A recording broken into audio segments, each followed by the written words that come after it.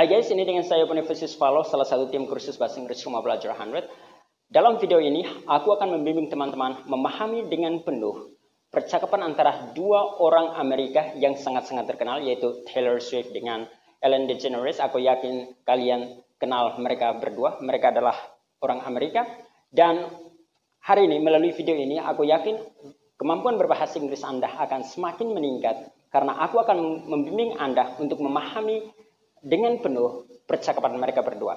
Nah, bagaimana Anda bisa memahami atau mengerti fast speaking natives seperti Taylor Swift dengan Ellen DeGeneres? Kita memiliki satu metode dengan 3 step atau 3 langkah yang akan membantu Anda untuk semakin memahami mereka. Pertama, Anda akan menonton semua percakapan mereka dengan subtitles, ya. Jadi kita akan menyiapkan subtitlesnya di video sehingga Anda bisa menonton dan bisa membaca juga, membaca ngikut. Yang kedua, kita akan mengajarkan teman-teman tentang pronunciation dan juga vocabulary dan grammar dan selebihnya, tips-tips untuk ngomong bahasa Inggris seperti mereka supaya Anda semakin bule dalam mendengar kemampuan berbahasa Inggris orang bule dan juga semakin bule dalam berbicara. Yang ketiga, Anda akan diuji kemampuan pemahamannya, ya. Jadi pada tahap ketiga, Anda akan diuji kemampuannya, entah Anda menguasai pelajaran tadi, percakapan tadi dengan apa yang kita ajarkan di part kedua atau tidak. Jika tidak, maka tentunya kita meminta Anda untuk menonton video ini berkali-kali sampai Anda betul-betul menguasai, bahkan bisa berbicara, mengulangi kalimat-kalimat mereka dengan lancar seperti mereka. Alright? Jadi langsung saja masuk pada tahap pertama, yaitu menonton dengan subtitles yang udah kita sediakan. Good luck. Let's talk about your fear of sea urchins. Don't even sea urchins. No, come on. I can't. You're actually serious about this. Do you know what a sea urchin is? Do you know what they are? If you knew what sea urchins were, you would be terrified. Well, listen. They're just they're on rocks and they're spiny looking there. And the poor things are just minding their own business. No, they're not. They're not. That's the thing. They're like a grenade. They're sitting there waiting to completely injure you to the point where, okay, so you can't see a sea urchin if you're, if you're in the Caribbean, you're like, this water is so beautiful, it's amazing, and you're walking, it's clear water, you can't see a sea urchin's right there, and then you step on one, and then it has barbs, and it goes into whatever it touches, and then you have to go to the emergency room, and it has to be surgically removed. You could lose your foot, you could lose your hand, you could lose your hand trying to get it off of your foot. I don't like sea urchins. Listen, let me tell you something about sea urchins. They can puncture and injure you and cause swelling and redness. Does that sound like stuff that you want? But that's not what you just described losing your hand and your foot. You could lose your hand and your foot from swelling and redness. It's a living thing that would be stuck in you like a knife. It's not living, and it's the spine. And a lot of people, it's not going to happen to you, number one. Yeah, because I don't want to go near clear water. Yeah. Just murky water? Okay, let's talk about another irrational fear of yours. You're scared of getting arrested. I'm scared of getting framed. So, okay, now you've gone one step beyond. Who would frame you and for what? So many people would frame me. And they could frame you for any crime that you could go to jail for. And look at me, I wouldn't survive in jail. And I think it comes from the fact that I could open up my phone, I could look at my phone and see any headline written about me at any time, and it could be the most ridiculously untrue thing. And so I think the dream and the nightmare of being framed comes from I could do nothing wrong. I could sit in my house with the cats all day, and somehow there could be an article about me buying a house in a place I've never been or dating a guy I've never met. Right. So it's you know, but then you take it a step further, and in Nightmare World, it's being framed for murder. Yeah. I don't think that's a step. That's a leap. But anyway, I think you're fine, and I think you'd even have fans in prison, and they would take care of you, and they would all love you, and you would be the king. So rest assured. Thanks. That's all right.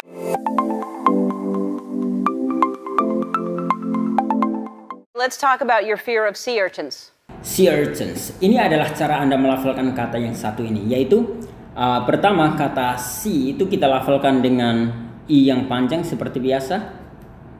Sea yang artinya laut. Dan yang berikut ini adalah urchins. Cara Anda melafalkannya adalah ini. Oh ya, boleh ada R-nya. Kalau untuk orang British, mereka nggak pakai R ya. Atau mereka tidak melafalkan R-nya. Sedangkan kalau American accent atau accent lainnya, biasanya mereka lafalkan R-nya. Jadi sekali lagi cara Anda melafalkan ini adalah sea urchins, alright? Sea urchins. Nah, ini kenapa aku tambahkan S? Karena ini dalam bentuk plural. Alright, apa arti dari sea urchins ini? Kita langsung temukan dalam definisinya di sini bahwa sea urchins are spiny and globular animals live in the oceans. Apa arti dari definisi ini? Sebenarnya ini agak sedikit complicated, tapi aku mau katakan bahwa spiny itu artinya dia berduri ya, dan globular itu artinya berbentuk bulat seperti bola. Jadi hewan yang memiliki duri dan berbentuk bulat yang hidup di samudra atau di lautan ya. Dan kalau kita dalam bahasa Indonesia kita kenal sea urchins itu dengan yang namanya babi landak. Aku nggak tahu ini adalah bahasa yang umumnya dikenal oleh banyak orang, tapi ini yang aku kenal namanya adalah babi landak. Jadi sekali lagi sea urchins. Aku akan buatkan gambarnya juga supaya teman-teman paham arti dari sea urchins ini. Jadi sekali lagi sea urchins. Don't even sea urchins. Don't even sea urchins. Don't even sea urchins. Don't even sea urchins. Don't even, atau kalau orang bule mau ngomong biasanya mereka hanya katakan don't even atau don't even. Alright, seperti tadi si Taylor Swift dia langsung katakan aja don't even. Jadi bukan don't lagi tapi don't, dan langsung disambungin dengan kata berikutnya yaitu don't even. Alright, jadi seperti ini don't even. Alright, jadi seperti itu don't even. Nah, this is short for don't even get me started, or don't even get me started about something, or don't even go there. Nah, ini adalah bentuk pendek dari satu kalimat yang panjang ini. Jadi biasanya kan orang bule kadang mereka, sebenarnya kita juga, kadang kita malas untuk mengucapkan kata atau kalimat yang panjang-panjang seperti ini, maka disingkat dengan dua kata atau satu kata aja atau tiga kata aja seperti yang ada di depan Anda, yaitu don't even. Jadi arti dari don't even yang itu adalah don't even get me started atau don't even go there. Bisa juga diartikan dengan don't even think about it. Alright? Artinya jangan berpikir tentang itu. Nah, kalau misalkan aku mau menerjemahkan ini atau bukan menerjemahkannya atau menjelaskan ini dalam bahasa Indonesia, artinya bahwa jangan membuat aku mulai berbicara atau jangan berbicara tentang topik tersebut. Atau jika Anda familiar dengan kata ini tapi ini agak sedikit rude atau sedikit kasar dalam bahasa Inggris, yaitu fuck off please. Alright. Nah, ini sebenarnya bentuk halus dari kayak leave me alone atau jangan ngomong tentang hal itu, tinggalkan aku sendirian, kayak gitu ya.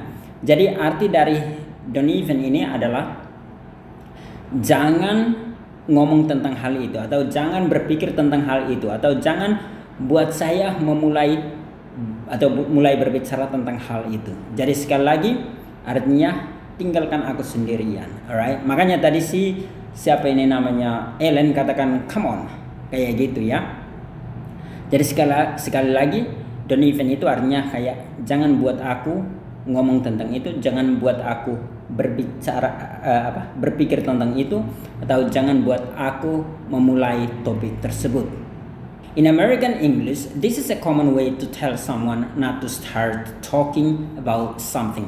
Nah, maksudnya adalah bahwa dalam aksen Amerika atau dalam bahasa Inggrisnya Amerika, ini adalah cara yang sangat biasa untuk menyuruh orang atau memberitahu orang supaya tidak mulai berbicara tentang sesuatu atau tidak memulai sesuatu dalam percakapan atau diskusi atau perbincangan. Alright, seperti yang tadi aku udah jelaskan. For example, kalau misalkan si A, ini ada dua orang yang berbicara. Misalkan si A mengatakan, "Hey, I heard your ex want to ask you out again." Dan si B menjawab, "Oh, don't even." Artinya bahwa, hentikan perbincangan itu, atau aku nggak mau berbicara tentang itu ya, seperti yang tadi aku udah jelaskan. Jadi kalau Anda mau menolak berbicara tentang sesuatu, Anda bisa katakan ini ya, "Oh, don't even," or "don't even" aja juga nggak menjadi masalah. Atau Anda mau katakan dengan sangat clear kayak "don't even," nggak menjadi masalah. Atau bahkan mau katakan kalimat yang penuhnya "don't even get me started," atau "don't even go there," atau "don't even think about it," atau bahkan kalau mau lebih kasarnya mau bilang langsung "fuck off," itu juga nggak menjadi masalah. Tapi tentunya kalau ini agak sedikit kasar, jadi tentunya Anda memilih yang lebih halus. Alright, dan itu untuk awal. Berikut, pay attention to how Taylor Swift pronounces "don't even." Jadi coba dengarkan bagaimana cara Taylor Swift mengatakan "don't even" ini. Don't even see urchins. Don't even see urchins. Don't even see urchins. Don't even see urchins. In American English, when a word or a syllable ends in "nt," it's common to just pronounce the "n." Artinya bahwa dalam bahasa Inggris Amerika atau dalam aksen Amerika, ketika sebuah kata atau sebuah syllable memiliki ending atau memiliki akhiran "nt", biasanya orang hanya melafalkan N dan T-nya tidak dilafalkan ya, seperti yang tadi dikatakan oleh si Taylor Swift ketika dia melafalkan kata "don't even." Jadi dia tidak melafalkan T-nya, tetapi dia langsung katakan aja "don't even." Alright, dan langsung disambungkan dengan even yang berikutnya, jadi "don't even." And if the next word begins with a vowel, jadi jika sebuah kata atau kata berikutnya diawali dengan sebuah bunyi huruf hidup, then they usually link together. Jadi dia selalu saling disambungkan. Contoh seperti yang tadi, "don't even," dia nggak hanya katakan bilang "don't even," tetapi dia langsung sambungkan dengan atau sambungkan menjadi "don't even," ya, bukan "don't even" tetapi "don't even." Alright, jadi disambungkan seperti itu. Itu gaya ngomong orang baik Inggris maupun Amerika maupun Australia, semuanya sama. For example, I wouldn't argue about that. Jadi ini T-nya boleh nggak dibunyikan dan ini langsung disambungkan aja. I wouldn't argue about that. Alright, jadi dia langsung disambungkan dan T-nya boleh dihilangkan. Tapi nggak menjadi masalah kalau Anda mau melafalkan T. Yang berikut, ini international bisa berubah menjadi international. Jadi itu khusus untuk aksen Amerika ya. Sedangkan internet bisa berubah menjadi internet. Alright, jadi internet, T-nya dimatikan atau tidak dibunyikan. Tapi itu terserah pilihan Anda mau beraksen Amerika atau beraksen British, nggak menjadi masalah. Kalau British biasanya mereka tetap bunyikan, tidak hilangkan. Kecuali yang akhiran seperti ini biasanya mereka juga hilangkan. Tetapi seperti ini biasanya mereka tidak hilangkan ya. Kecuali Southern London kayaknya mereka hilangkan juga. Jadi ini tergantung aksennya doang. But not all NT words are pronounced without T. Jadi nggak semua, tapi ini yang menjadi catatan untuk Anda ya, bahwa tidak semua kata yang memiliki anti words atau memiliki bunyi anti dilafalkan dengan tanpa melafalkan T-nya ya. Jadi ini tergantung Anda terbiasanya dengan aksen tersebut. Some are like container. Nah, ini kan ada anti-nya, tapi T di sini wajib dilafalkan. Mengapa? Karena bunyi, kalau misalkan kita hilangkan T, maka container itu bunyinya sangat berbeda dengan bunyi aslinya. Jadi kapan kita bisa menghilangkan T? Kalau bunyi saat kita menghilangkan T itu tidak berbeda jauh dengan bunyi aslinya. Contoh kayak internet, kalau kita hilangkan T, dia akan menjadi internet. Jadi dia nggak berubah banget. Tetapi container itu sangat berubah ya, dan itu orang pasti tidak mengerti. Itulah alasannya dalam aksen mereka T-nya tetap dilafalkan. Jadi container. Nah, atau seperti ini, pantry. Nah, misalkan Anda menghilangkan T, maka akan menjadi pantry. Nah, ini agak sangat berbeda. Atau pantry or pantry akan berubah jadi pantry, which is kayak terlalu beda jauh dengan bunyi aslinya. Itulah alasannya mereka tidak hilangkan kalau berbeda jauh dengan bunyi aslinya. Alright. Jadi ini mereka tetap lafalkan dengan container. Jadi T-nya sangat jelas berbunyi, atau pantry or pantry. Alright. So I hope you understand that. No, come on. Can't. No, come on. Can't. Come on. Said to encourage someone to do something or to hurry up, or when one feels that someone is wrong or foolish. Nah, pertama aku akan mengajarkan teman-teman tentang cara Anda melafalkan ini secara lancar. Memang yang tepatnya Anda melafalkan itu dengan sebutan seperti come on. Tetapi seperti yang tadi si Ellen katakan, bukan hanya come on, tetapi dia sambungkan. Karena mengapa? Karena ini bunyi akhirnya adalah m maksudnya. Jadi come, dan bunyi berikutnya atau bunyi kata berikutnya diawali dengan bunyi huruf hidup ya, yaitu o. Jadi disambungkan. Jadi dia tidak hanya bilang come on, tetapi come on. Alright, come on. Jadi kayak gitu, come on. Alright. Jadi bunyinya seperti itu ya, come on atau come on, tapi semuanya tetap benar ya. Kalau Anda katakan come on atau come on, semuanya tetap benar. Nah, kita menggunakan come on ini untuk menyemangati seseorang atau mendukung seseorang untuk melakukan sesuatu. Atau juga bisa, jadi ini ada beberapa kegunaannya. Yang pertama, untuk menyemangati seseorang atau meminta seseorang untuk segera melakukan sesuatu atau mengatakan sesuatu. Yang berikut, untuk mengajak orang untuk segera tergesa-gesa atau cepat gitu. Nah, arti lainnya itu ayo. Kayak ayo, mari kita berlari, atau ayo, come on, kayak gitu ya. Jadi artinya ayo tergesa-gesa. Yang berikut, Anda katakan come on ini kalau Anda merasa bahwa lawan bicara Anda mungkin salah atau agak sedikit menurut Anda dia bodoh ya. Jadi foolish itu artinya dia bertingkah bodoh ya. Atau mungkin dia menipu Anda, dia tidak menceritakan kebenarannya. Itu boleh Anda katakan kayak come on, alright? Atau mungkin yang dia katakan itu kayak semacam tadi istilahnya si Taylor Swift, kayak dia tidak mau berbicara tentang itu. Jadi you encourage ya. Ini yang arti pertama ini. Anda menyemangati dia atau meminta dia untuk melakukan itu atau mengatakan itu ya. Jadi inilah beberapa kegunaan. Kira-kira 3 kegunaan, bahkan sesuai interpretasi Anda bisa lebih. Alright. So yang penting terbiasa aja, maka Anda bisa elaborasi lebih banyak lagi. For example, ini ada percakapan antara 2 orang, yaitu si A katakan, did you help him run away? Dan si B katakan, no I didn't.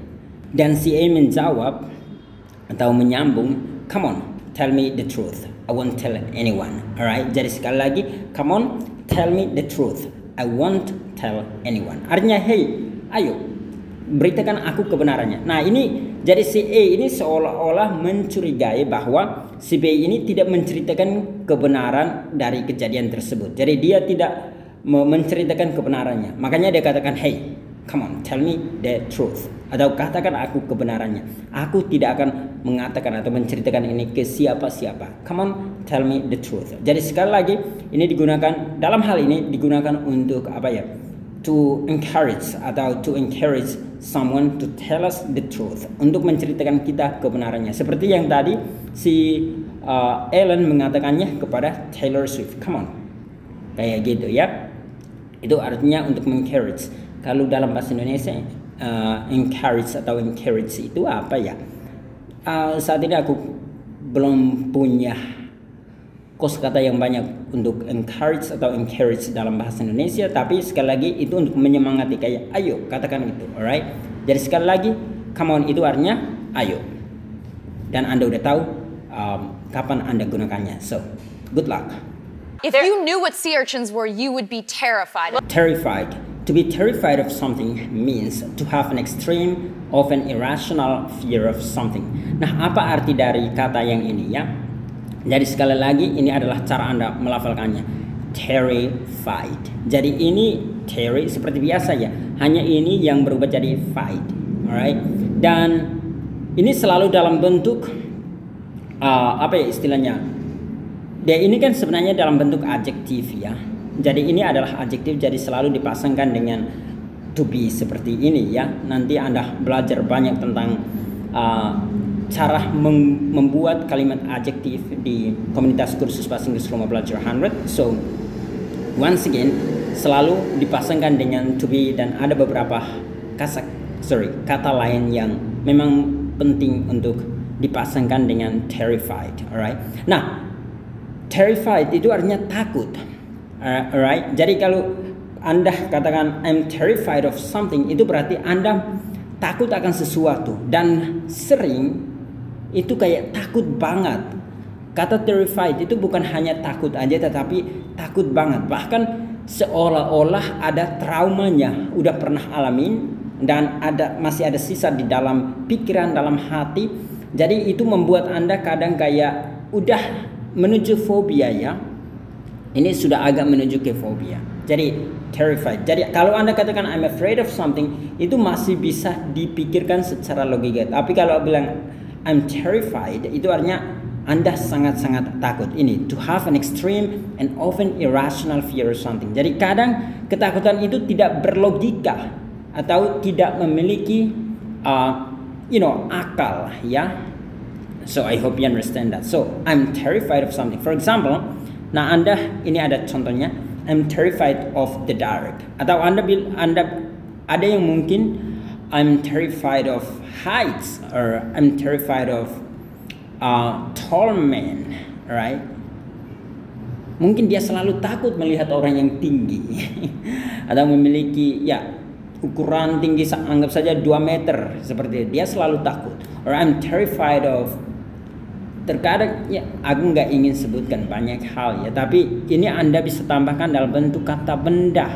Alright, I'm terrified of the dark, artinya dia si I ini artinya saya sangat takut dengan kegelapan. Jadi kalau gelap dia pasti langsung takut. Dia merasa kayak di mana-mana ada setan lah, ada orang jahat lah. Jadi itu sesuatu yang tidak berlogika sama sekali. Padahal misalkan dia berada di dalam kamarnya, tapi dia tetap takut. Atau bahkan dia berada dengan orang lain di dalam kamar, tapi masih tetap takut. Ini dia, I'm terrified of the dark. Alright? They're spiny looking there. Spiny looking. Spine refers to the backbone or the lines of the bones down the center of the back that provides support for the body. Nah, apa arti dari kata yang ini ya? Nah, ini sebenarnya adalah bentuk adjektif dari spine. Seperti tadi ya. Maaf ya karena kemarin ini sebenarnya video ini aku udah buat dari kemarin, tapi karena ada tamu jadi aku sekali lagi baru lanjutkan. Jadi aku takut nanti tidak berurutan. Alright. Jadi ternyata aku belum sempat jelaskan tentang kata spine ini ya. Nah, ini dia. Spine sebenarnya dia merujuk pada tulang belakang. Nanti aku buatin gambarnya. Jadi sekali lagi dia sebenarnya merujuk pada tulang belakang atau tulang yang di belakang kita tentunya. Jadi dikenal dengan backbone. Jadi Anda bisa sebut juga dengan spine. yang tentunya memberi support atau dukungan terhadap tubuh kita. Kita bisa berdiri karena adanya spine ya. Nah, tapi agak berbeda dalam gambar yang Anda nonton dalam video ya, dengan percakapan antara si Taylor Swift and Ellen ya. In this case, spine refers to the heart punit projection that covers the body of the sea urchin. Nah, maksudnya apa? Bahwa dalam hal ini spine ini tidak merujuk pada tulang belakangnya, terutama dalam hubungan dengan sea urchin, karena kayaknya sea urchin nggak punya tulang belakang karena dia berbentuk bulat ya. Tapi aku nggak tahu karena aku bukan orang biologi, jadi aku nggak tahu. Anyway, jadi dia ini sebenarnya digunakan, kata spine ini sebenarnya merujuk pada duri-duri kecil di belakangnya ya kan. Ini apa istilahnya? Sea urchin itu punya duri-duri belakangnya. Nah, itu yang disebut dengan spine, alright? Yang melindungi atau menutupi tubuh dari sea urchin itu sendiri, alright? So, aku akan tunjukkan dari mana yang disebut spine. Jadi sekali lagi, spine itu yang duri di belakang dari atau yang melindungi sea urchin itu sendiri. Spiny is the adjective for something that has the qualities of a spine or that is covered with spines. Nah, apa maksudnya bahwa spine ini sebenarnya adalah bentuk adjektif dari sesuatu yang memiliki spine, yang memiliki duri seperti sea urchin ini ya, atau yang tertutup oleh duri seperti sea urchin tadi. Jadi spiny artinya sesuatu yang memiliki spine atau sesuatu yang memiliki duri yang tentunya apa ya, tertonjol keluar ya, seperti itu ya. So I hope you understand that. And jadi ini adalah sebenarnya seringkali orang Amerika, orang Inggris, orang yang berbahasa Inggris ya, membuat kata adjektif dengan gampang dari kata benda. Salah satu caranya adalah, ini kan kata benda, dia tinggal tambahkan y atau bahkan ada yang ly dan dia berubah menjadi adjektif. Contoh, spine ini kan kata benda. Nah, kalau dia mau buatin jadi adjektif, dia tinggal tambah y, jadi berubah jadi spiny, alright? Atau cream, kalau sesuatu yang memiliki cream, Anda bisa katakan creamy, alright? Tinggal tambah y dan berubah menjadi creamy.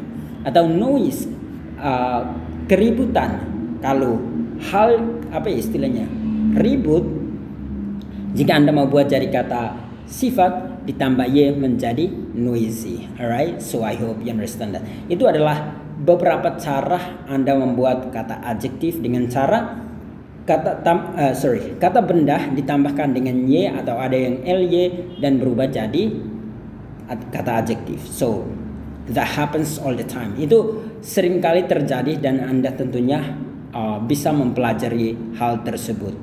Kira-kira triknya kayak gimana? Contoh ya. Dan dalam hal ini tadi kita sebenarnya ngomong tentang spiny looking. Spiny looking itu seperti apa sih? Spiny looking itu artinya bahwa it appears to be spiny. Artinya kelihatan spiny ya tentunya. Kalau spiny looking artinya looks spiny atau berduri ya, kelihatan berduri. Atau seperti ini.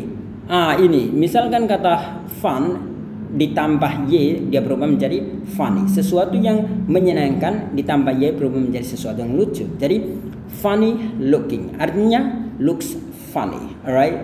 Jadi kelihatan lucu atau memang lucu gitu. Seperti ini spiny looking, kelihatan berduri. Itu cara orang Amerika mengutak-atik kata dalam bahasa Inggris. So Anda harus terbiasa dengan itu. Itulah alasannya kita memiliki yang namanya movie analysis ini, untuk mengajarkan teman-teman untuk memahami bagaimana orang bule berbicara bahasa Inggris dan bagaimana mereka menggunakan kosakata dalam kehidupan mereka setiap hari. So once again, spiny looking, it appears to be spiny. Funny looking means looks funny. Alright, that's it. And the poor things are just minding their own business. No, they're not. They're not. That's the thing. And the poor things are just minding their own business. No, they're not. They're not. That's the thing.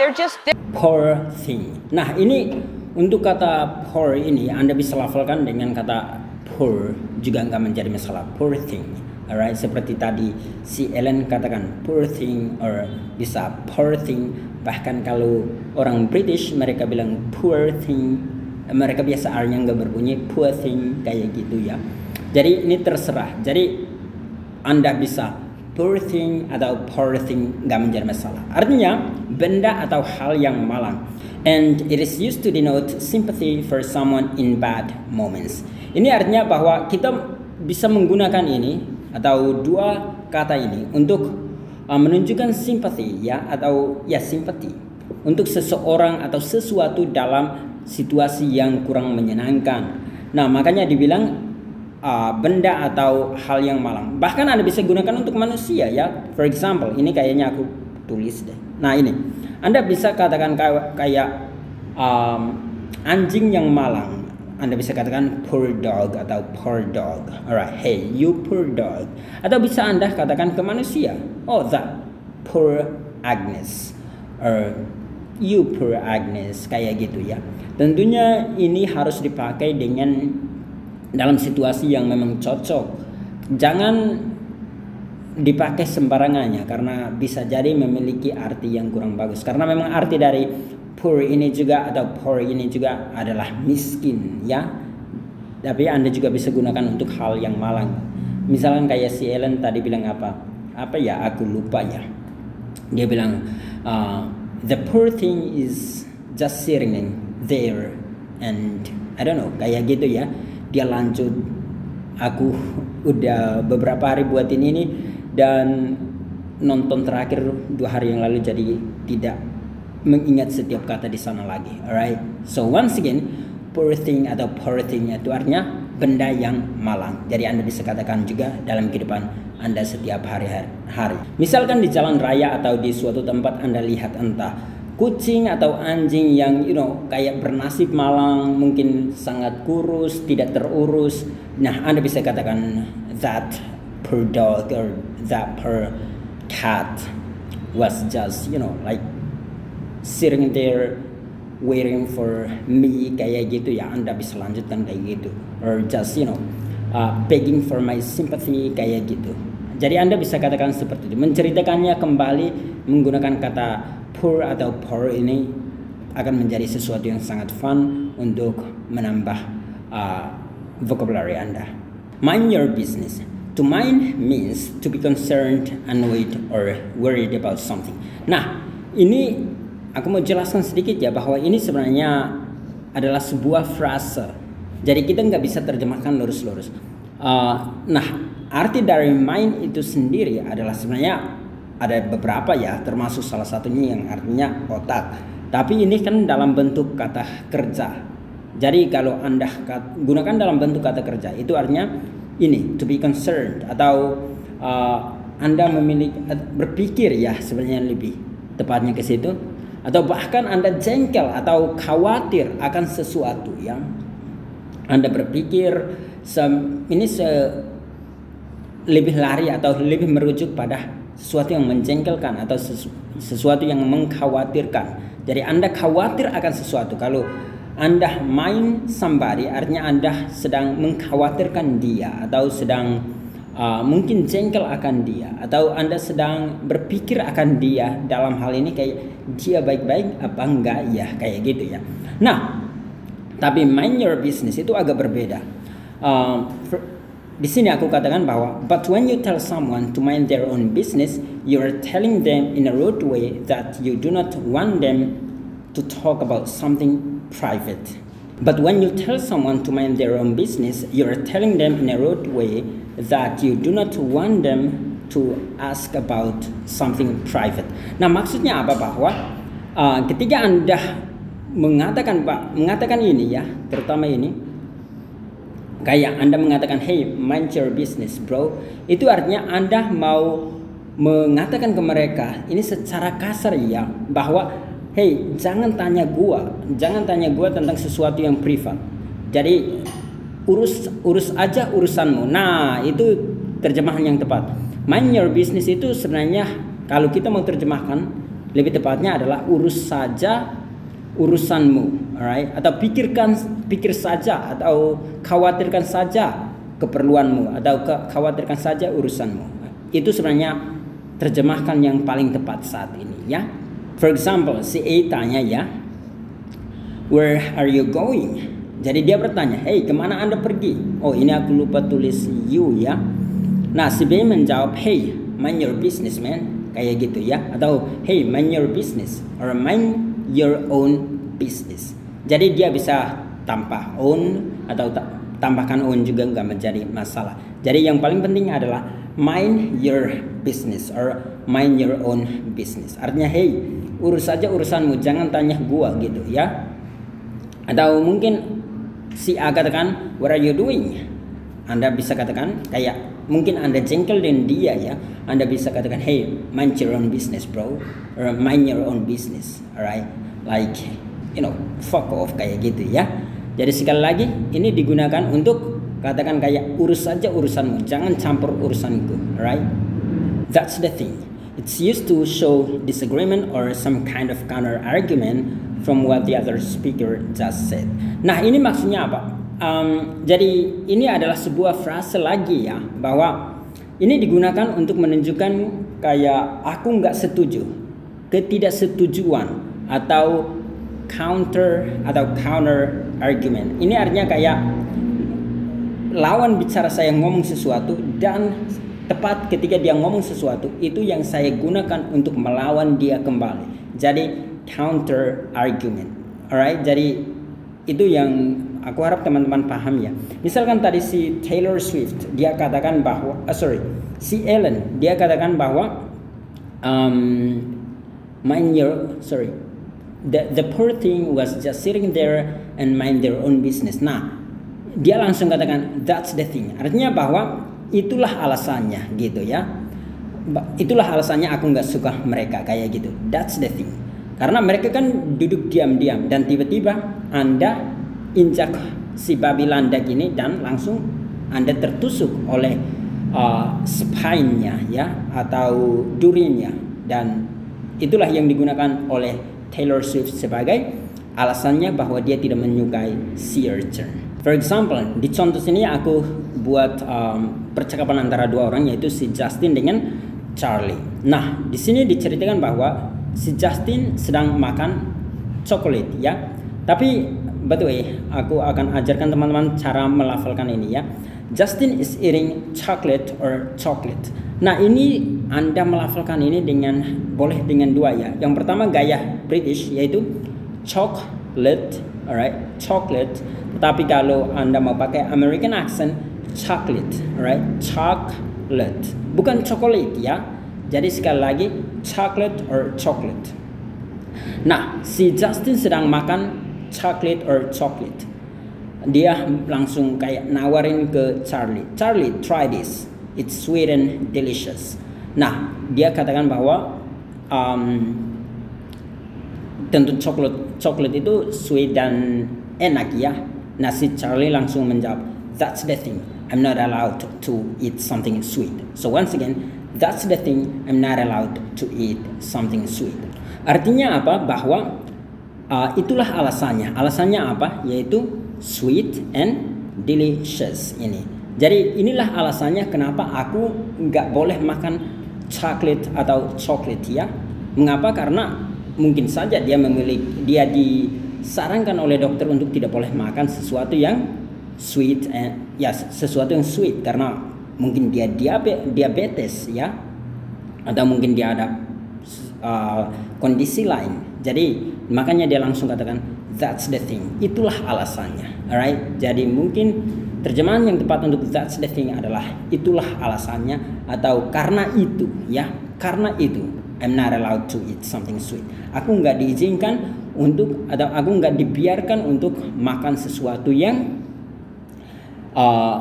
manis, sesuatu yang sweet. Alright. So once again, that's the thing itu artinya karena itu atau justru itu atau itulah alasannya. Alright. Itu masukkan dalam kosakata Anda hari ini.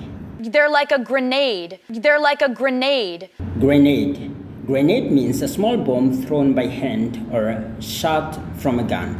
Nah, sekali lagi ini cara Anda melafalkan kata yang satu ini ya, yaitu sebenarnya ini tulisan di kamus ya, seperti ini. Jadi grenade, alright, grenade. Jadi sekali lagi grenade itu adalah bom kecil ya. Aku tahu teman-teman tahu apa itu grenade. Dalam bahasa Indonesianya itu adalah granat ya. Kayaknya ini bahasa Belanda atau mungkin turunan dari kata bahasa Inggris. Jadi sekali lagi arti dari grenade itu adalah granat. Jadi sekali lagi cara Anda melafalkannya adalah grenade, alright, grenade. They're sitting there waiting to completely injure you to the point where... To be sitting. To be sitting means to be in a seated position. For example, sitting on a chair. Nah, apa arti dari tulisan yang ada di depan Anda ini ya? To be sitting itu artinya sedang duduk tentunya ya. Jadi sedang dalam posisi duduk. Contoh kayak duduk di atas kursi seperti yang sekarang saya lakukan. Saya duduk di atas kursi. Alright, jadi misalkan Anda katakan I'm sitting on a chair, itu artinya aku sedang duduk di atas sebuah kursi. Tapi yang dimaksudkan dalam video tersebut, to be sitting itu agak sedikit berbeda dan penjelasannya ada di sini ya. But in this case, it just means that that person or that thing is waiting without any purpose, not moving. Nah, artinya bahwa dalam hal ini, to be sitting itu artinya bahwa orang tersebut, entah siapa subjeknya atau apa subjeknya, dia sedang duduk dan bukan dalam arti duduk seperti aku duduk ya. Dia bisa hanya dalam hal ini dia hanya menunggu tanpa tujuan yang jelas, alright. Tapi arti lainnya juga adalah bahwa dia tidak bergerak, alright. Artinya dia berada dalam posisi yang stabil di tempat tersebut aja ya. Jadi to be sitting itu ada beberapa arti selain duduk yang tadi. Yang berikut dia menunggu tanpa tujuan yang jelas. Yang berikut artinya tidak bergerak, alright. Jadi dalam hal ini tadi dalam video itu si urchin itu kan dia kalau dia udah di satu tempat dia tidak bergerak, dia hanya di situ saja. Makanya dikatakan bahwa they're just sitting there kayak gitu. Waiting just to injure you kayak gitu ya. Jadi mereka hanya semacam seolah-olah duduk di situ tanpa tujuan yang jelas dan tidak bergerak tentunya dan menunggu untuk menusuk Anda. Itu kata siapa? Taylor Swift ya. Jadi to be sitting yang dimaksudkan dalam video itu adalah yang ini ya. Aku udah jelaskan bahwa menunggu tanpa tujuan yang jelas. Dan juga berikut artinya tidak bergerak, artinya berada di posisi tersebut tanpa bergerak ke suatu tempat. Alright. For example, I found this book sitting on my desk. Artinya bahwa aku temukan buku ini berada di meja belajar saya atau di atas mejaku ya. Nah, ini kenapa dia pakai sitting padahal buku kan tidak ada pantat untuk duduk. Tapi yang dimaksudkan di sini adalah yang ini. Tentunya tidak bergerak atau kayak nganggur. Nah, mungkin lebih tepatnya adalah hal itu nganggur di atas mejaku. Jadi tanpa tujuan yang jelas, alright? Tidak ada orang yang mengutak-atik buku itu. Jadi, just sitting on my desk. Itu arti yang tepat saat ini. To injure. To injure means to hurt or cause physical harm to a person or animal. Jadi apa arti dari kata injure ini? By the way, ini cara Anda melafalkannya ya, yaitu injure. Jadi di in ini suara Anda agak sedikit naik. Injure. Jure itu suara Anda sedikit turun ya. Injure artinya menyakiti atau membuat dia terluka, right? Membuat entah manusia atau hewan terluka secara luka. Alright, so I hope you understand that. Jadi melukai, kata yang tepatnya adalah melukai, menyakiti. Ini adalah arti yang tepat untuk injure ini. For example, he fell and injured her shoulder. So once again, he fell and injured her shoulder. Artinya dia jatuh dan melukai bahunya, ya. He fell and injured her shoulder. Okay, so you can't see a sea urchin, and you're walking, it's clear water. You can't see a sea urchins right there, and then you step on one. Step. Nah, arti dari step itu adalah melangkah, alright? Tapi arti lain juga adalah langkah atau cara atau proses, ya. Misalkan ini adalah langkah Anda membuat Indomie, alright? Ini adalah langkah Anda memasak air, contohnya kayak gitu, ya. Jadi Anda bisa pakai step, tetapi Anda juga bisa menggunakan step dalam hal ini untuk berjalan atau melangkah, alright? For example, "Ow, you stepped on my foot." Artinya, aduh, Anda menginjak kakiku. You stepped on my foot. Alright, itu untuk yang arti harfiahnya, yaitu melangkah atau menginjak. Nah, arti lain itu menginjak, ya. Tapi juga arti lain itu adalah proses, ya, atau cara. Contoh, what's the next step in the process? So once again, what's the next step in the process? And then it has barbs and it goes into whatever it touches, and then you have to go to the emergency room and it has to be surgically removed. Barb. Nah, ini aku akan langsung aja ngajarin teman-teman tentang cara Anda melafalkan kata yang ini, yaitu dengan A yang panjang, yaitu barb. Alright?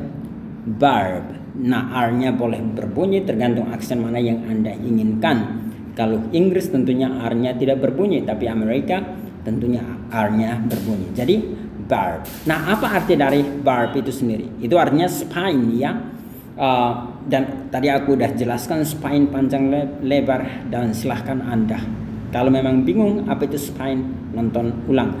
Tapi yang dimaksudkan dengan barb di sini itu artinya, ya, spine yang duri di belakang dari sea urchin itu sendiri. Alright. Emergency room.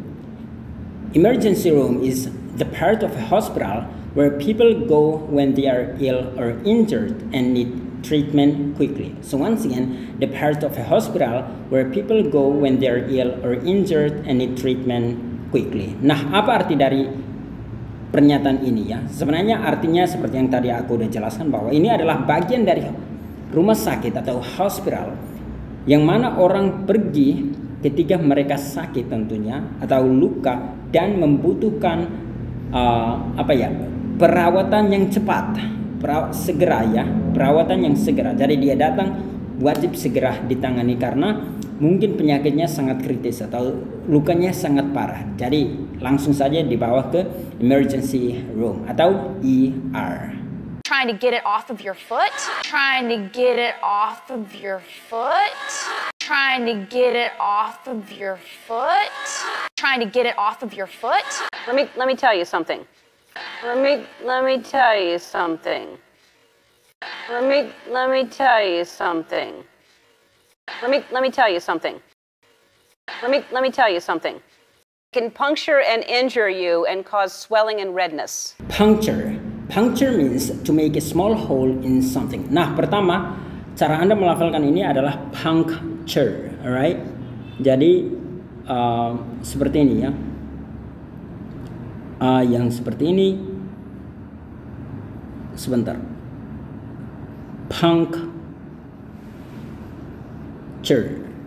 right? Seperti itu. Puncture itu artinya membuat lubang kecil-kecil di sesuatu, ya, di sesuatu tersebut. Contoh seperti yang tadi si Taylor Swift katakan, kayak bukan Taylor Swift, tapi si Ellen katakan bahwa dia akan puncture, itu artinya dia akan membuat lubang kecil di, kalau misalkan dia nusuk tentunya dia membuat lubang kecil. Jadi puncture itu artinya membuat lubang yang kecil. Jadi kalau misalkan Anda menyuruh seseorang, anggap saja untuk tentu membuat lubang kecil di kue untuk taruh sesuatu, Anda bisa katakan kayak, hey, puncture, alright, puncture that. Jadi sekali lagi, puncture itu artinya membuat lubang kecil-kecil, alright, di sesuatu tersebut. Berikut, swelling. Swelling dalam bahasa Indonesia tentu bengkak. Aku nggak mau jelaskan ini dalam bahasa Inggris karena Terlalu terbelit padahal artinya cuma satu, yaitu bengkak. Next, redness artinya kemerahan, having a reddish color.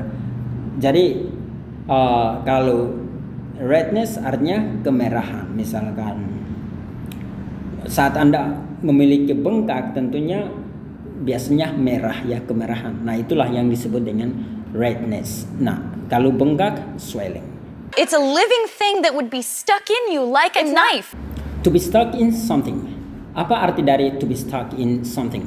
To be stuck in something means to be inserted in something in such a way that is difficult to remove. Apa arti dari ini? Bahwa kalau Anda menggunakan kayak kata to be stuck in something, itu artinya Anda, kayak semacam apa ya? Ini anggap saja ini adalah sebuah lubang dan Anda masuk ke dalam dan susah untuk keluar gitu ya.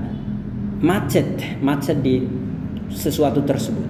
Contoh, aku akan langsung kasih contoh supaya nggak membingungkan. For example, the key seems to be stuck in the lock and I can't get the door open. Nah, artinya bahwa kuncinya apa istilahnya?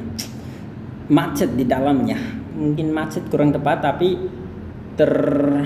terjepit di dalam, jadi susah untuk kita ambil sehingga aku nggak bisa membuka pintu, alright? Jadi kalau to be stuck in something itu artinya Anda dalam hal tertentu masuk ke sebuah tempat, sebuah lubang dan Anda susah untuk dikeluarkan, atau mungkin sesuatu terjepit di salah satu benda seperti ini dan untuk dikeluarkan susah. Nah, itulah yang dinamakan dengan to be stuck in something. Dan aku tentunya akan buatin gambarnya supaya teman-teman makin paham. A lot of people that it's not going to happen to you, number one. A lot of people that it's not going to happen to you, number one. A lot of people that it's not going to happen to you, number one. A lot of people that it's not going to happen to you, number one. Just murky water. Murky water. Nah, pertama aku akan mengajarkan teman-teman cara melafalkan kata ini. Cara melafalkan ini adalah murky, alright? Murky water.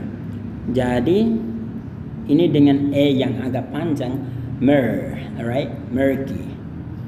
Murky water. Artinya dark or dirty water. Artinya air yang kotor atau air yang hitam, seperti mungkin di Jakarta itu ada kali hitam apa ya namanya, yang kotor banget yang di depan Wisma Atlet itu. Nah, itu yang dinamakan dengan murky water. Jadi si Ellen tadi mencandai si Taylor Swift. Dia katakan bahwa dia hanya suka murky water. Jadi kan si Taylor Swift katakan I don't wanna be near clean water. Jadi si Ellen langsung katakan, oh jadi kamu maunya cuma di murky water, just murky water, kayak gitu ya. Okay, let's talk about another irrational fear of yours. Next, irrational fear. A fear that you can't find a logical reason to have and that tends to be uncontrollable. Nah, apa arti dari irrational fear ini? Irrational artinya sesuatu yang tidak masuk di akal, tidak berlogika. So, irrational fear itu artinya ketakutan yang tidak berlogika atau tidak masuk di akal. Alright, jadi kita semua tentunya punya yang namanya irrational fear. Ada yang bahkan sangat parah. Nah, when this kind of fear becomes severe, ini artinya sangat parah. They're called phobias. Jadi kalau ketakutan itu sangat parah atau sangat tidak bisa dikontrol lagi, nah itu dinamakan phobias, alright? Misalkan Anda terlalu takut akan kegelapan seperti yang tadi. Gelap sedikit Anda takut banget. Nah, itu bisa jadi udah masuk ke fobia, alright? Atau mungkin takut banget akan ketinggian. Jadi nggak bisa berdiri beberapa meter di atas tanah. Nah, misalkan Anda di lantai 1 aja udah takut. Nah, itu udah masuk ke fobia. So, irrational fear kalau udah severe itu masuk ke fobia. You're scared of getting arrested. You're scared of getting arrested. To be arrested. To be arrested means to be caught and taken away to ask them about a crime that they might have committed. Nah, apa arti dari pernyataan ini? Bahwa to be arrested itu artinya ditangkap atau tertangkap dan dibawa. Biasanya dilakukan oleh polisi ya, dibawa ke suatu tempat untuk ditanya tentang sebuah kriminal atau sebuah crime yang mereka lakukan. Contoh, for example, the police arrested her for drinking and driving. So once again, the police arrested her for drinking and driving. Jadi para polisi menangkap dia untuk ditanyain atau diinterogasi, nah kata tepatnya itu atas kesalahannya, yaitu dia minum sambil mengendarai atau mengemudi, ya itu tepatnya. Jadi sekali lagi, to be arrested artinya ditangkap untuk diinvestigasi lebih lanjut tentang kriminal atau crime apa yang dia lakukan atau dia baru saja committed, lakukan tentunya. I'm scared of getting framed. I'm scared of getting framed. To be framed means to make someone seem guilty of or responsible for a crime when they are not. For example, by lying to the police or by producing false evidence. Nah, apa arti dari to be framed itu? Itu artinya bahwa kita membuat seseorang seolah-olah bertanggung jawab atas sebuah kriminal atau merasa bersalah atas sebuah kriminal ketika padahal sebenarnya bukan ketika ya, padahal mereka tidak melakukan apa-apa. Contoh dengan cara berbohong kepada polisi atau dengan cara memproduksi ya, atau bukan memproduksi, menghasilkan sebuah bukti yang tidak benar. Jadi kita seolah-olah, kata yang tepatnya adalah menuduh ya. Nah, aku jelaskan banyak-banyak padahal arti sangat singkatnya adalah menuduh. Jadi membuat seseorang seolah-olah bersalah atau bertanggung jawab atas sebuah kriminal yang terjadi padahal mereka bukan pelakunya. Bisa saja mereka adalah korbannya atau bahkan bisa saja mereka hanya saksi. Nah, to be framed itu artinya menuduh. Alright. So once again, si Taylor Swift takut karena di framed. Jadi dia I don't wanna be framed. Dia bilang kayak gitu ya. Hanya dia tidak ingin dituduh akan hal-hal yang tidak benar. Alright, so I hope you understand that. They could frame you for any crime that you could go to jail for, and look at me, I wouldn't survive in jail. Jail, ini adalah cara Anda melafalkannya, yaitu seperti Anda membaca ini, jail, right? Jail. Nah, kita juga punya yang berikut namanya prison, alright? Cara Anda melafalkannya adalah seperti ini. Prison. Ini sebenarnya ya. Prison, right? Nah, apa perbedaan antara jail dan prison? Sebenarnya kita sama-sama tahu bahwa ini adalah penjara, tetapi jail itu lebih ke kriminal yang tidak terlalu berat, ya, atau bahkan ini hanya tempat sementara bagi mereka yang akan menuju ke penjara yang lebih lama, yaitu prison, right? So once again, jail itu untuk kriminal yang tidak melakukan, maksudku adalah untuk pelaku kriminal yang tidak besar-besar, right? Atau bahkan ini hanya menjadi tempat sementara bagi mereka yang sedang disidang untuk terus ke prison atau untuk penjara untuk kriminal yang lebih besar atau lebih lama. So once again, jail and prison. Look at me, I wouldn't survive in jail. And look at me, I wouldn't survive in jail. And look at me, I wouldn't survive in jail. And look at me, I wouldn't survive in jail. And I think it comes from the fact that I could open up my phone, I could look at my phone and see any headline written about me at any time, and it could be the most ridiculously untrue thing. Headline dalam bahasa Indonesia itu artinya judul ya. Jadi misalkan biasa ada korannya, jadi di depan sini biasa tulisan opini-opini atau kejadian-kejadian tertentu. Nah, di atas opini tersebut biasanya ada yang namanya headline atau judul yang ditulis dengan huruf yang lebih gede. Dan ini penjelasan lebih dalamnya. A headline is the title of a news story printed in a large letters at the top of a story. At the top of the story, especially on the front page. So once again, a headline is the title of a news story printed in a large letters at the top of the story, especially on the front page.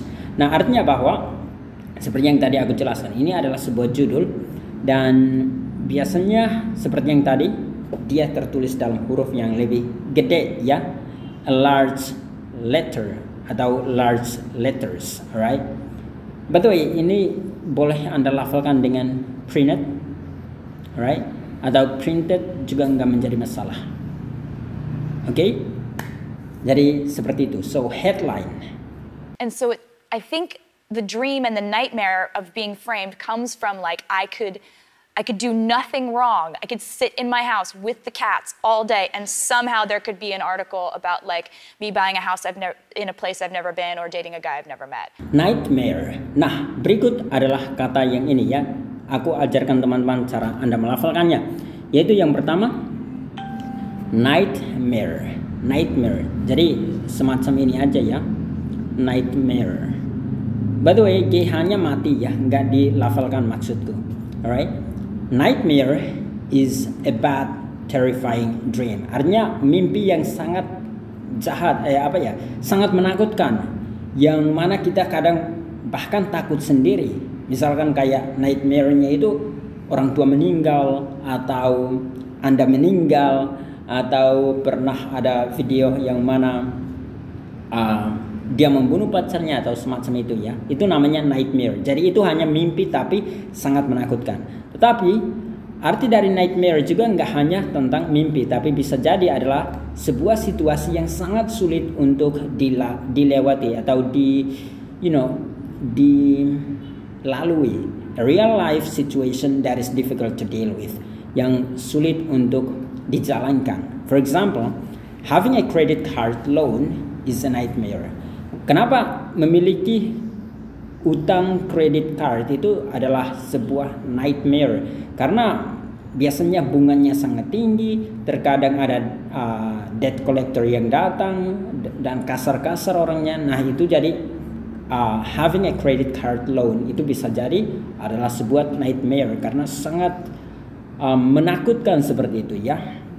Bunganya sangat tinggi. Alright, so aku di sini bukan untuk berbicara tentang bunga, so let's move on to the next. But then you take it a step further, and in nightmare world, it's being framed for murder. Yeah. Murder. Nah, ini adalah cara Anda melafalkannya, yaitu murder. Alright, seperti itu. Murder. The crime of intentionally killing a person. Artinya, ini adalah sebuah kriminal ya. Crime yang mana secara intentional atau secara, mau membunuh seseorang ya. Jadi Anda akan melakukan murder kalau Anda membunuh seseorang. I don't think that's a step. That's a leap. Next, leap. A long or a high jump in a certain direction. Artinya bahwa leap itu artinya lompatan yang panjang dan tinggi ya, atau tinggi. Jadi jika Anda melakukan leap, artinya Anda melompat dengan panjang atau tinggi ke sebuah arah tertentu. For example, he leaped across the brook. Artinya bahwa dia melompat melewati, ini artinya selokan ya. He leaped across the brook. Jadi sekali lagi, leap itu artinya lompatan. Nah, berikut juga, he's a bad president, but it's a big leap to justify that he's a criminal. Sorry, once again, he's a bad president, but it's a big leap to justify that he's a criminal. Artinya bahwa dia memang presiden yang buruk, tetapi itu adalah sebuah lompatan besar untuk mengatakan bahwa dia adalah seorang kriminal, alright?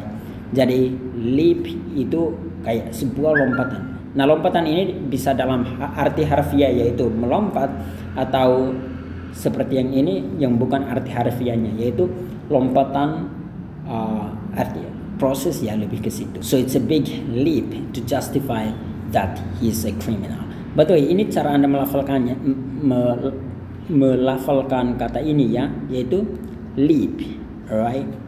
Beda dengan yang ini ya, yang bibir, lip. Ini lip, ini leap, alright. Jadi sekali lagi, leap.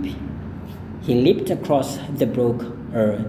It's a big leap to justify that he's a criminal.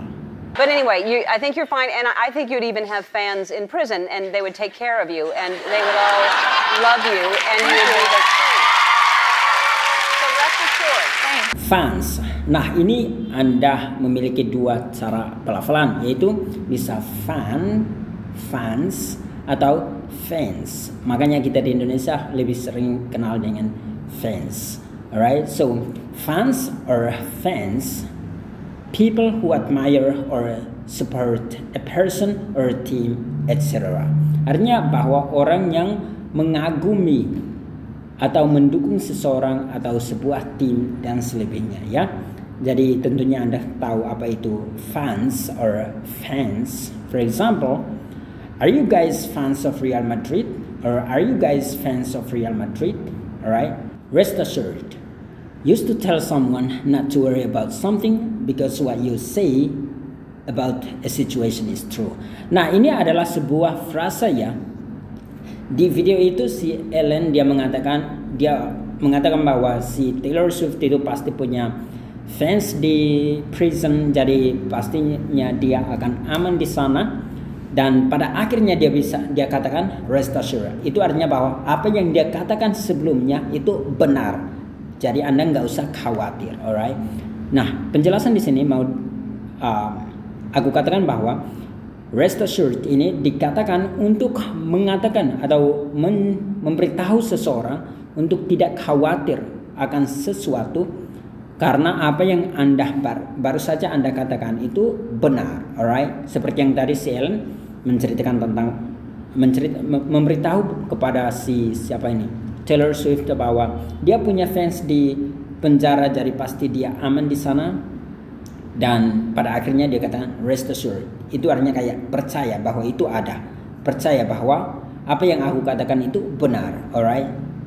Mungkin terjemahan tepatnya kayak gitu. Believe me, alright? It is true, alright? Kayak gitu. Rest assured. For example, you can rest assured that you're getting the best price. Alright? Itu artinya bahwa Anda bisa percaya, bahkan percaya saya, apa yang saya katakan bahwa Anda akan mendapatkan harga yang bagus. Alright? You can rest assured that you're getting the best price. Atau Anda menceritakan tentang sesuatu dan pada akhirnya Anda katakan rest assured. Artinya percaya saya itu benar. Congratulations that you've made it until this point, and to test your comprehension, please continue to the third part. So, good luck for that. However, sebelum itu aku minta Anda untuk subscribe ke YouTube channel Kursus Bahasa Inggris RBA 100 yang akan membantu Anda untuk semakin meningkatkan kemampuan berbahasa Inggris Anda. Like dan share video ini dengan teman-teman Anda supaya, dan juga jangan lupa sekali lagi untuk subscribe supaya setiap kali kita upload video terbaru Anda langsung menjadi orang yang pertama untuk mendapatkannya sehingga Anda bisa gunakan untuk belajar dan meningkatkan kemampuan berbahasa Inggris Anda. Alright, and that's it. Good luck for the next part. Let's talk about your fear of sea urchins. Don't even sea urchins. No, come on. I can't. You're actually serious about this. Do you know what a sea urchin is? Do you know what they are? If you knew what sea urchins were, you would be terrified. Well, listen. They're just they're on rocks and they're spiny looking there. And the poor things are just minding their own business. No, they're not. They're not. That's the thing. They're like a grenade. They're sitting there waiting to completely injure you to the point where, okay, so you can't see a sea urchin if you're if you're in the Caribbean, you're like, this water is so beautiful, it's amazing, and you're walking, it's clear water, you can't see a sea urchins right there, and then you step on one, and then it has barbs and it goes into whatever it touches, and then you have to go to the emergency room and it has to be surgically removed. You could lose your foot, you could lose your hand trying to get it off of your foot. I don't like sea urchins. Listen, let me tell you something about sea urchins. They can puncture and injure you and cause swelling and redness. Does that sound like stuff that you want? But that's not what you just described losing your hand and your foot. You could lose your hand and your foot from swelling and redness. It's a living thing that would be stuck in you like a knife. It's not living, and it's the spine. And a lot of people, it's not going to happen to you, number one. Yeah, because I don't want to go near clear water. Yeah. Just murky water? Okay, let's talk about another irrational fear of yours. You're scared of getting arrested. I'm scared of getting framed. So, okay, now you've gone one step beyond. Who would frame you and for what? So many people would frame me. And they could frame you for any crime that you could go to jail for. And look at me, I wouldn't survive in jail. And I think it comes from the fact that like I could open up my phone, I could look at my phone and see any headline written about me at any time, and it could be like the most ridiculously untrue thing. And so I think the dream and the nightmare of being framed comes from like I could do nothing wrong. I could sit in my house with the cats all day, and somehow there could be an article about like me buying a house in a place I've never been or dating a guy I've never met. Right. So it's like, but then you take it a step further, and in nightmare world, it's being framed for murder. Yeah. I don't think that's a step. That's a leap. But anyway, I think you're fine, and I think you'd even have fans in prison, and they would take care of you, and they would all love you, and you would be